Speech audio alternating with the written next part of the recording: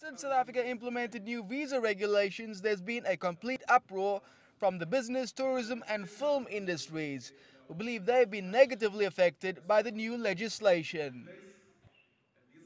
The new visa requirements were defended by the Department of Home Affairs Deputy Minister Fatima Chouhan, who participated at a visa workshop meant to clarify some burning issues that were clearly on the agenda. It's been over a year since we've implemented the new regulations, and we are of the view that the regulations actually, in many respects, make it easier to do business in South Africa and does facilitate economic development and promote our national interests.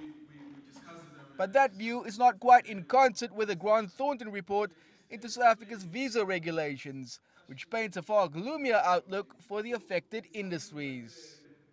The reality is that that report demonstrates something around the region of 21,000 jobs, and as I recall, 10 billion rand in lost revenue. South Africa can't afford that. We're facing a crisis of unemployment, of inequality and of poverty. We have to be in a situation where every single policy, every single government department and business works together to grow this economy.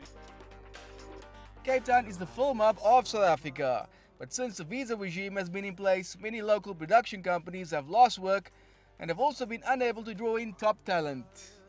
With the larger network shows and feature films or films where your package is so important about what is your cast, who's your director, the negotiations often take very long because all kinds of elements happen, and the fact is now almost is that our South African visa process is driving the talent pool. The tourism industry, according to stakeholders, has been one of the worst hit. Firms like Cullinan Holdings have taken a 70% drop in their main market in China. They're already trying to mitigate against their future losses.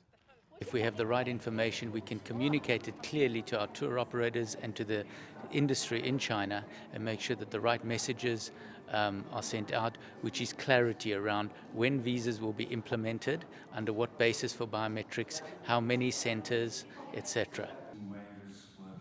The Department of Home Affairs does plan to introduce biometric facilities in the next financial year that will hopefully ease the process on South Africa's entry requirements, which has during the last year been somewhat of a burden to some. It seems there's no common ground at the moment between the Department of Home Affairs and these critical industries. However, all stakeholders are open to further dialogue so that hopefully this persistent issue can finally be resolved. Travers Andrews, CCTV, Cape Town.